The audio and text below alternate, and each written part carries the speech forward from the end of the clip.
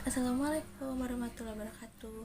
Perkenalkan, nama saya Nilam Desi Hartati dari Universitas Pelita Bangsa, Prodi PGSD, jurusan Pendidikan Guru Sekolah Dasar tahun 2022. Nah, kali ini saya akan membahas tentang teori holistik di sekolah dasar. Tugas ini dipenuhi untuk mata kuliah pembelajaran terpadu. Mohon untuk disimak baik-baik ya.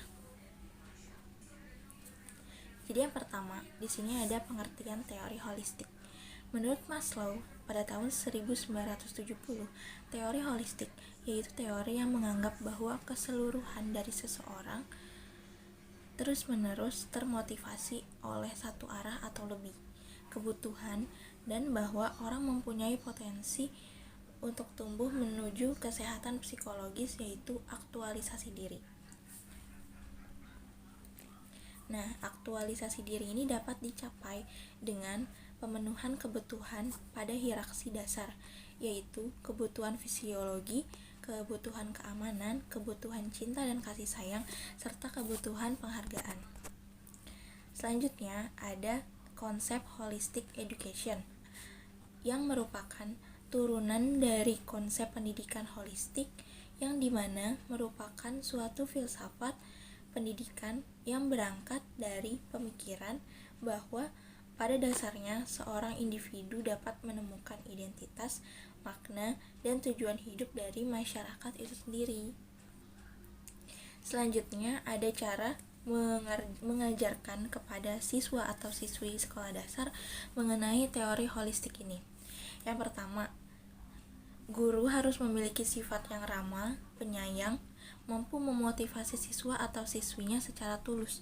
Artinya guru ini harus mempunyai sifat yang lebih humble kepada anak-anak supaya anak didiknya ini termotivasi untuk membuat atau mencetak prestasi yang lebih baik lagi, atau sifat yang baik yang lebih baik lagi dari sebelumnya, yang dimana ini juga akan berpengaruh pada tingkat pendidikan mereka yang lebih atas gitu, ataupun nanti sampai tingkat pendidikan universitas. Nah, yang kedua ini ada guru harus memberikan kesempatan anak untuk mengembangkan potensi yang dimiliki anak. Misal anak ini mempunyai bakat menyanyi.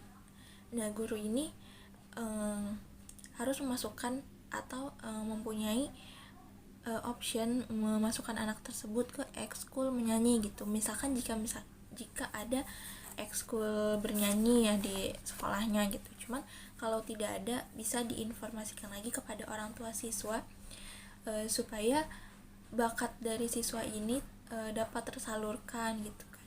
Kan bisa juga dari bakat kecil siswa bisa menjadi bisa menjadi tombak keberhasilan siswa suatu saat nanti.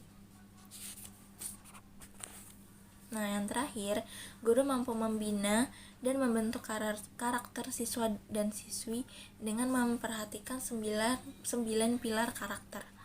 Dengan metode yang pertama, ada knowing, artinya mengetahui apa saja bakat siswa, apa saja kelemahan siswa, apa saja keunggulan yang dimiliki siswa, serta apa saja hal-hal yang menghambat laju pendidikan siswa. Yang kedua ada loving, yaitu mencintai. Artinya di sini sebagai guru harus mencintai siswa secara penuh, karena biar bagaimanapun guru itu merupakan orang tua siswa di sekolah gitu kan.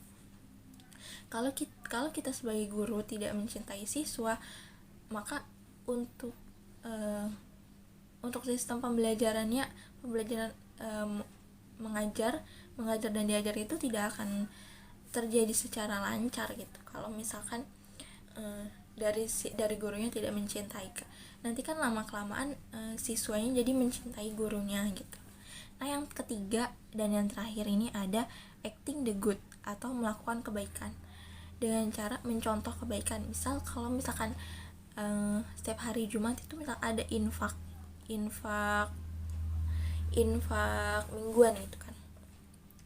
Nah, kita sebagai guru harus mengajarkan kepada siswa bahwa pentingnya infak untuk membangun sifat siswa yang mencintai antar sesama, apalagi jika misalkan ada yang terkena musibah gitu. guru bisa mengarahkan siswa untuk tergerak melakukan kebaikan setelah mengumpulkan sumbangan atau donasi untuk yang terkena musibah tersebut. Nah, dengan begitu, untuk terciptanya memanusiakan manusia harus adanya dukungan dari ruang lingkup. Intinya bukan hanya dukungan dari sekolah saja, tapi dukungan dari ruang lingkup siswa di keluarga.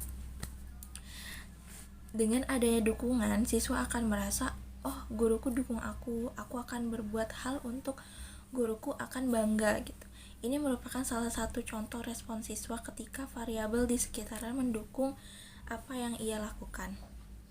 Dengan cara mengkolaborasi dengan beberapa teori, contohnya teori behaviorisme, teori humanistik, dan teori implementasi humanistik lainnya. Nah, tadi sudah saya jelaskan tentang teori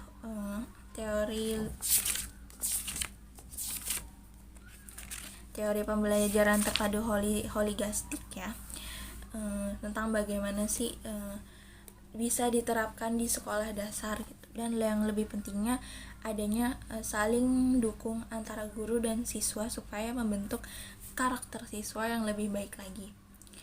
Sekian penjelasan dari saya, semoga bermanfaat untuk yang melihat atau yang menonton. Terima kasih. Wassalamualaikum warahmatullahi wabarakatuh.